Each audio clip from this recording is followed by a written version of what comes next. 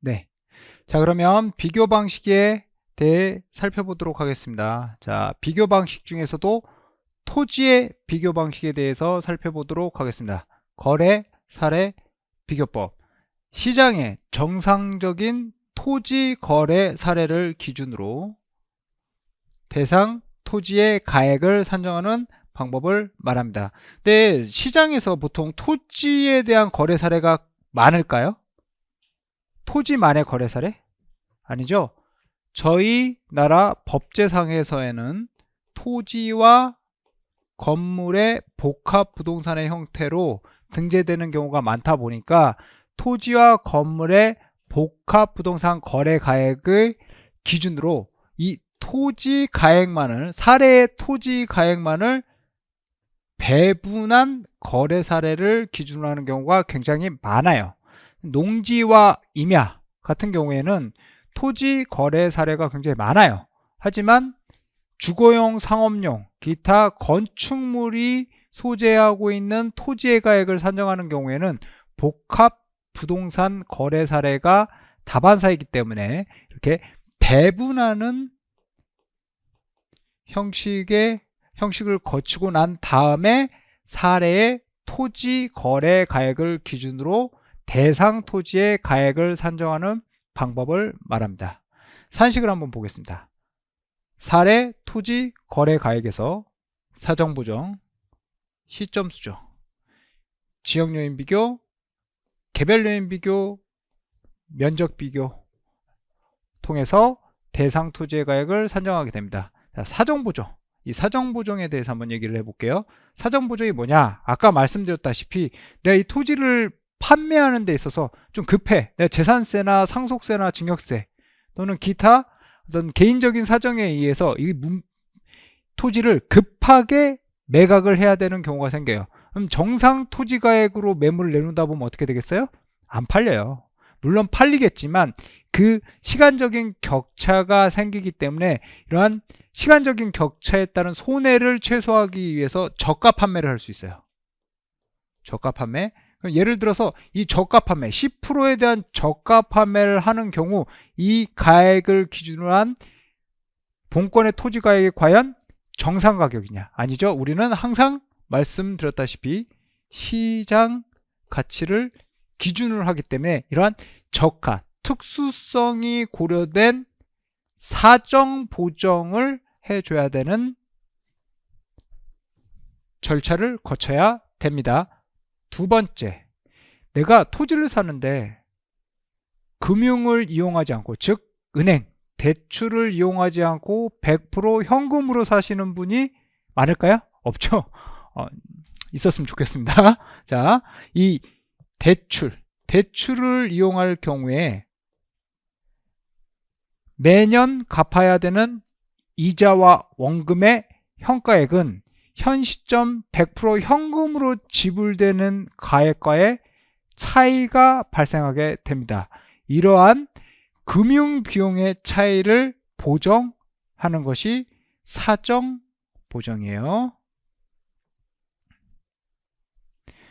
자, 두 번째 시점 수정에 대해서 얘기를 해볼게요. 자, 사례 토지는 23년 3월 3일 날 거래가 됐는데 내 기준 시점은, 내가 구하고 있는 시점은 24년 7월 1일이에요. 기준 시점은. 자, 그러면 이 양 사이에 시간적인 간극이 일어나면서 어떤 일이 벌어지냐면 지가 수준이 변동을 하게 됩니다. 즉 거래 시점과 기준 시점의 시간적 격차에 따른 보정을 시점 수정이라고 합니다. 보통 시점 수정 같은 경우에는 저희 규정상 지켜야 되는 거예요. 내 멋대로 뭐 다른 유를 쓰고 싶어? 이런 게 아니고 규정상 지가 변동률을 통해서 시점 수정률을 하게 됩니다. 이 지가 변동률도 안에 있는 내용들이 꽤나 복잡해요. 복잡한 내용들은 다 기본 강의 때 설명을 해 드리도록 하겠습니다. 자, 용도 지역별 지가 변동률을 산정하게 되어 있습니다. 적용하게 되어 있습니다. 지역 요인 비교. 내가 강남구에 있는 토지를 하나 평가를 하는데 강서구에 있는 토지를 가지고 와야 되나요? 사례를? 강서구와 강남구 느낌부터 틀리죠. 지가 수준의 차이가 있으니까요. 이건 부인할 수 없는 객관적인 사실이기 때문에, 즉 토지에 대한 지역적인 격차가 있어요. 그러면 일반적으로 제가 주거용, 상업용, 업무용 토지를 평가하는 데 있어서 강남구에 있는 토지를 평가하는 데 있어서의 강서구에 있는 토지에 대한 사례를 가지고 올까요? 가지고 오지 않습니다. 즉 인근 지역, 강남구 지역 내에서도 내 토지가 상업용이야.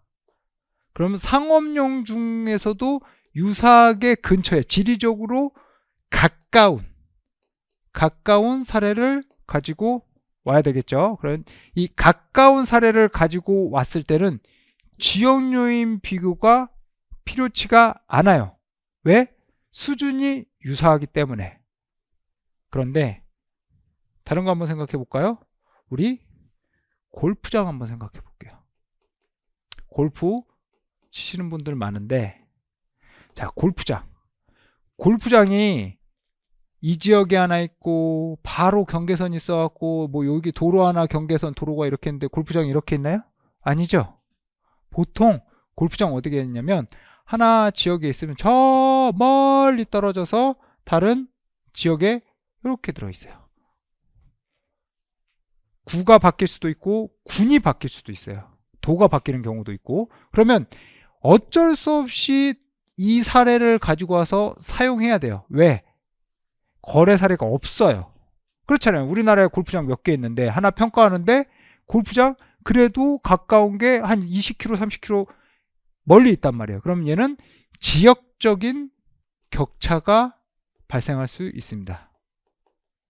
따라서 이런 지역적인 격차가 발생하는 사례를 어쩔 수 없이 사용해야 될 경우에는 지역요인 비교를 통해서 지역적인 격차를 해소시켜 줍니다. 골프장, 또 뭐가 있을까요? 물류창고, 대형 물류창고들, 그리고 마트, 대형 마트, 그리고 우리가 좋아하는 백화점. 자, 이런 백화점 같은 경우에는 거래 사례가 빈번하지 않을 뿐더러 지역이 워낙 멀리 떨어져 있는 거래 사례들이 많아요. 거래 사례 자체도 많지는 않지만, 그래서 이런 경우에는 특수 토지, 좀 특수스럽잖아요. 이런 특수 토지에 있어서는 지역 요인 비교가 핵심이라는 거 알아두셨으면 좋겠습니다. 자, 개별 요인 비교. 한번 얘기해 볼게요. 본권, 저희는 보통 평가 대상 물건을 본권이라고 표현을 해요. 본권이 이렇게 됐는데 얘가 20m 도로에 접해 있는 10m짜리 정방형의 토지예요. 정방형의 토지. 그쵸? 근데 사례는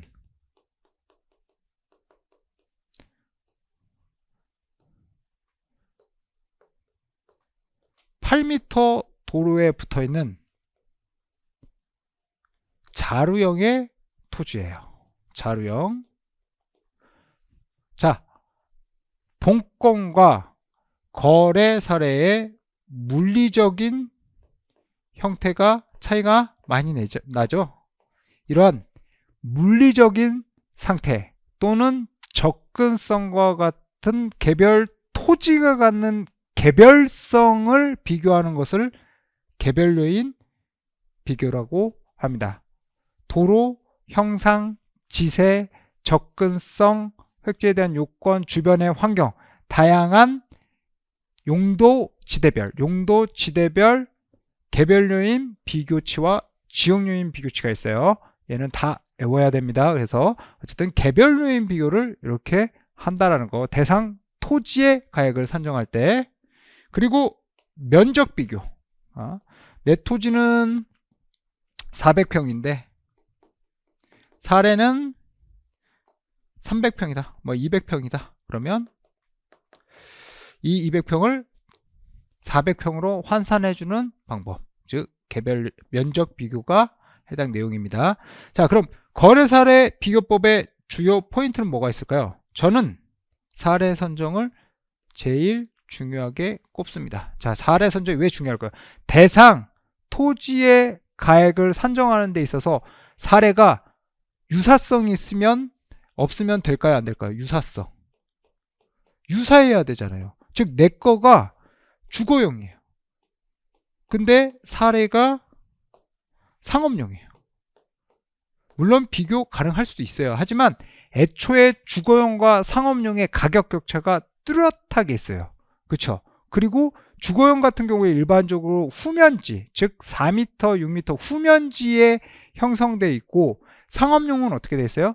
전면지, 즉 중로안면 이상의 12m, 8m 이상의 도로에 접해져 있는 상가지대를 이루고 있잖아요. 그러니까 나는 주거용을 평가하는 데 있어서 상업용 사례를 가져오면 안 되겠죠. 그렇죠? 이런 문제점. 그래서 사례 선정. 또 이 사례 선정은 뭐와 연결되어 있냐면 시점 수정, 지역 요인 비교, 개별 요인 비교, 면적 비교과 다 연관되어 있어요. 볼게요. 자, 사례 선정하는 데 있어서 저희가 지금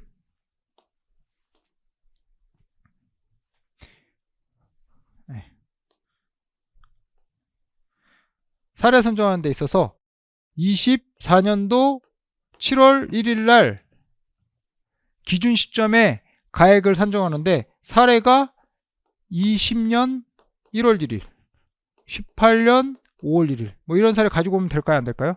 안 됩니다. 규정상 도시지역, 즉 이렇게 도시화되어 있는 지역 내에서는 3년 이내 사례, 도시지역 외는 5년 이내 사례를 가지고 와야 돼요.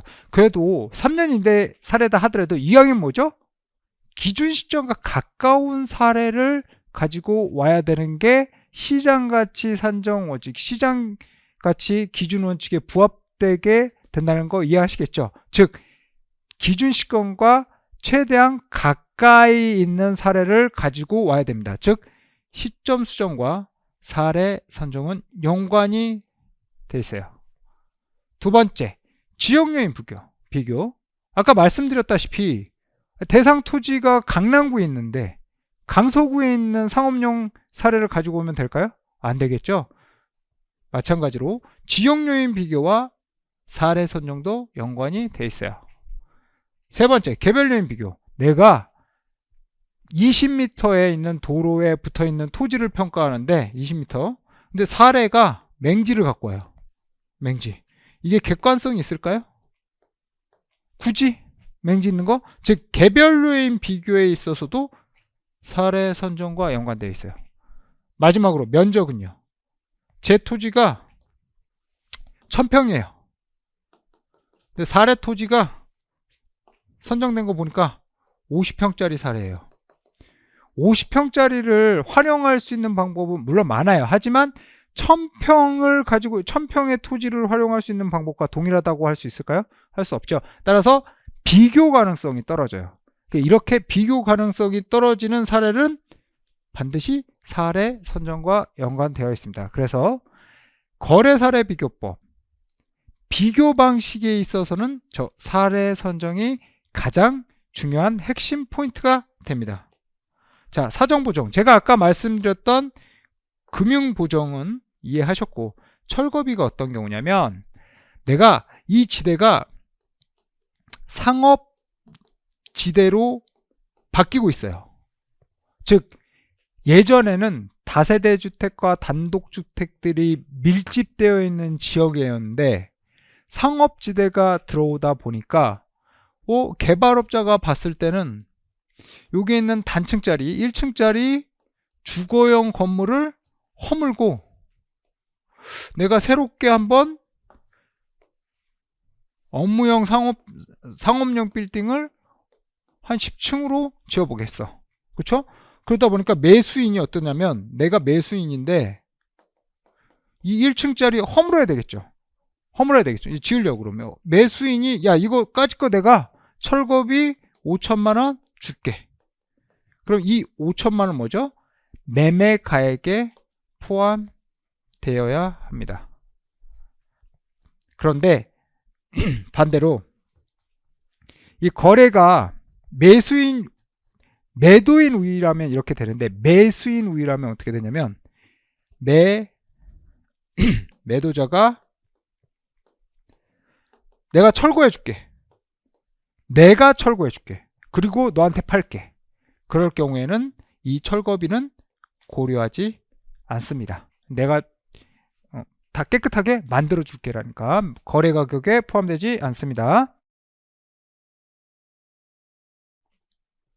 자, 그래서 거래 사례 비교법의 주요 포인트는 사례 선정과 사정 보정, 그리고 개별 요인 비교 및 면적 비교. 이 개별 요인 비교 및 면적 비교가 결국에는 사례 선정과 다 연관이 되어 있다는 거 잊지 마시기 바랍니다. 자, 두 번째, 토지의 공시지가 기준법. 아마 여러분들이 감정평가 실무하면서 이 공시지가 기준법을 한 10,000번 정도는 풀어보게 될 거예요. 10,000번 정도는. 자, 그러면 공시지가 기준법이 무엇이냐? 표준지 공시지가를 기준으로 대상 토지의 가액을 산정하는 방법. 그럼 우린 표준지 공시지가가 무엇인지 알아야 되겠죠? 우선 뒷장으로 넘어가 볼게요. 표준지 공시지가. 저희 국토에서는 수백만 필지의 토지가 있는데 이러한 토지 중에서 전면 도로, 이용 상황, 용도 지역 각각의 특성을 가지고 있는 토지 중에서 대표 필지를 선정을 해요.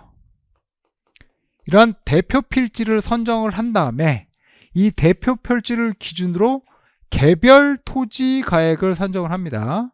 이러한 개별 토지 가액은 저희가 산정하는 게 아니고 공무원이 산정을 하죠. 이런 개별 토지 가액을 산정한 다음에 다시 얘를 재산세 산정의 부과 기준으로 삼죠. 그러면 우리는 개별 토지 가액은 무시하시고 대표인 표준지, 이 표준지를 매년 1월 1일 기준으로 감정평가사가 평가를 하게 되어 있습니다. 보통 3년차 이상이 할 수 있어요. 실무 경력. 자, 표준지를 평가를 하는데 이런 표준지는 어떤 성격을 갖고 있는지를 알고 있어야 공시지가 기준법에 대한 평가 방법을 이해할 수 있습니다. 첫 번째, 적정 가격 기준입니다. 표준지 공시지가는 앞서 말씀드렸다시피 사정보정, 철거비, 금융비 아니면 친인척 간의 거래 이런 사정들을 고려하지 않습니다. 대상 표준지에 대한 적정가액을 기준으로 평가가 됩니다. 그리고 실제용도 기준, 공시 기준일인 매년 1월 1일 기준으로 한 이 상태에 있는 용도를 기준한다는 거죠. 즉 표준지가 1월 1일 날 주거용으로 사용되고 있었는데 얘가 6월 1일 날 보니까 상업용으로 변경이 돼 있어요. 근데 우리는 7월 1일 날 평가를 하네요. 표준지를 갖고 올려다 보니까 상업용으로 기준으로 해요? 주거용으로 기준으로 표준지가 평가되어 있어요? 표준지는 1월 1일인 주거용으로 평가가 돼 있다는 점 잊지 않아야 됩니다. 자, 나지상정 기준. 나지상정 기준이 뭐냐? 표준지도 대표 필지다 보니까 표준지상에 건축물이 있어요. 근데 이 건축물은 어려운 개념이지만 건부 강가의 개념이 발생할 수 있거든요. 건축물이 있어서 토지가 마이너스가 되는, 토지의 가격을 깎아먹는 건축물이 있어요. 즉 이런 건축물이 없다고 보는 거예요. 즉 있지만 없다고 가정하고 전제하고 공시지가의 가액을 산정한다는 거. 그리고 이 아래 지상권이 설정되어 있어요. 대상 토지에 지상권. 이 지상권이 있다 하더라도, 실제로는 지상권이 있다 하더라도 이 지상권마저도 없는 상태인, 즉 사권과 공권이 모두 없는 상태를 기준으로 한 나지 상정을 기준으로 해서 평가를 합니다. 네 번째, 공법상 제한 상태, 즉 용도 지역, 즉 이종일주냐, 상업 지역이냐, 지구, 구역, 뭐 도시계획, 시설, 도로에 대한 저촉된 상태. 이런 건 좀 어렵죠? 다음에 설명해 드릴게요. 이런 다양한 건폐율, 용적률, 뭐 용도도 있을 수 있겠죠. 예를 들어서 뭐 유흥업소는 못 들어온다, 이런 거, 얘를 모두 반영한 상태를 기준으로 평가가 됩니다. 다섯 번째, 개발이익 반영. 주변에 대규모 다산신도시 안에 있는 토지는 아닌데 그 밖에 있는 토지인데 다산신도시가 들어오면서 이 지역에 인구가 늘어났어요. 하다 보니까 집가 수준 자체가 쭉쭉쭉 올라가요. 그렇죠? 얘는 반영해갖고 평가한다. 당연한 거 아니에요? 그렇죠? 근데 이 개념은 어떤 개념과 반대가 되냐면 보상평가. 아까 말씀드렸던 공적 평가 중에서도 이 보상평가와 반대되는 개념이에요. 그래서 개발이익 반영평가라는 거, 보상평가는 개발이익 반영 안 합니다. 이거는 좀 어려운 내용이니까 나중에 설명드릴게요. 자, 그리고 1단지 기준평가. 1단지 기준평가는 뭐냐면 일반적으로 토지가 한 필지에서 건물이 하나 있는 게 아니에요. 예를 들어서 자, 봤더니 얘는 1번지, 얘는 1-1번지예요. 얘가 20m, 얘가 4m 도로에 접하고 있어요. 자, 아까 개별 물건 기준 원칙에 따라서는 1번 필지와 2번 필지를 좀 더 구체적으로 얘기하면 구분평가라고 그러거든요. 1번 필지와 1-1번 필지는 가치가 달라요. 왜냐? 1-1번은 4m 도로에 접하고 있고 1번 토지는 20m의 도로에 접하고 있거든요. 그래서 양자의 가치가 극명하게 달라요. 하지만 이 지상에 건물이 이렇게 들어가 있어요. 즉, 이 건물을 사용하는 데 있어서 1번 토지와 1-1번 토지는 용도상 불가분 관계, 또 일체의 원리에 따라서 1단지, 일체의 원리 뺄게요. 자, 1단지로 사용되고 있다 보니까 이 1번지 토지와 1-1번지 토지는 이렇게 형상을 기준으로 20m와 4m인 중로 각지의 형상을 기준으로 평가를 하게 되어 있습니다. 1단지 평가. 자, 어렵죠? 네, 표준지 공시지가는 우선 여러분들 수준에서는 이 정도까지, 이 성격까지만 알고 계시면 됩니다. 그래서 적, 실, 나, 공, 개, 일로서 저희가 이제 초짜 따서 외우거든요. 여러분도 이제 초짜 엄청 따야 될 겁니다. 자, 그럼 앞으로 다시 돌아가서 공시지가 기준법. 앞서 밝힌 표준지 공시지가를 기준으로 대상 토지의 가액을 산정합니다. 자, 표준지 공시지가 시점 수정, 지원 요인 비교, 개별 요인 비교, 그 밖의 요인 비교, 그 밖의 요인 보죠. 자, 거래 사례 비교법과 달리 뭐 하나가 빠져 있어요. 뭐가 있죠? 사정 보정이 빠져 있어요. 사정 보정. 왜 그럴까요?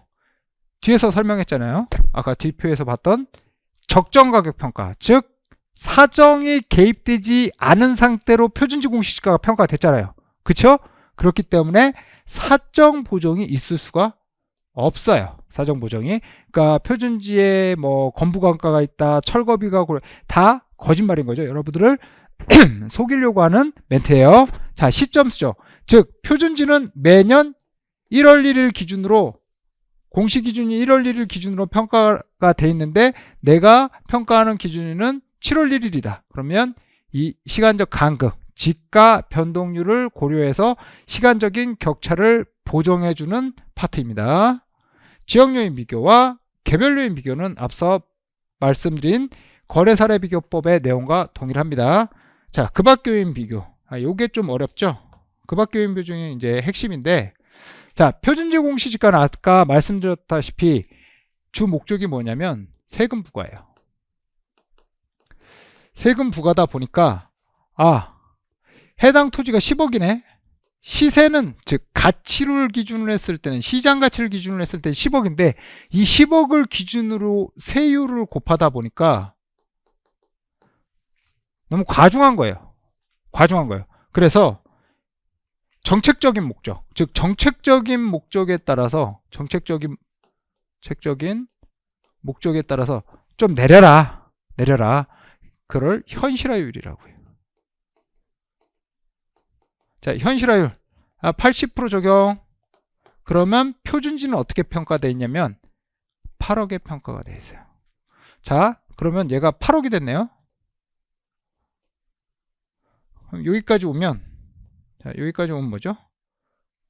별로 안 커요. 왜냐면 개별 요인 비교치가 10% 이상 되면 표준지를 잘못 선정했다는 오류잖아요. 그쵸? 그럼 이렇게 쭉 가면 10억이 안 되네요. 가치는 10억인데. 그쵸? 즉, 그 밖의 요인은 뭘 의미하냐면 시가와의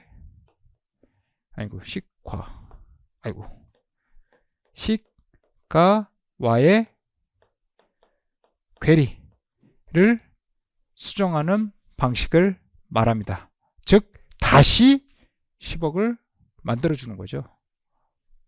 20% 감가했잖아요. 현실화율 80% 했으니까 20% 감가했다는 거잖아요. 그렇죠? 얘는 다시 20% 증가. 원래 식은 이렇게 안 되는데, 자, 이해를 읽기 위해서 20% 증가. 그래서 1.20을 써서 이 퍼센테이지 지우고, 그래서 다시 증가시켜주는 역할을 하는 것이 그 밖의 요인 보조입니다. 자, 공시지가기준법의 주요 포인트 뭐가 있겠죠? 표준지 선정이에요. 앞선 거래사례 비교법과 논리가 동일합니다. 즉 시점 수정, 지역 요인 비교, 개별 요인 비교, 유사한 표준지를 써야 되겠죠. 애초에 유사한. 그리고 두 번째, 사정 보정이 없다.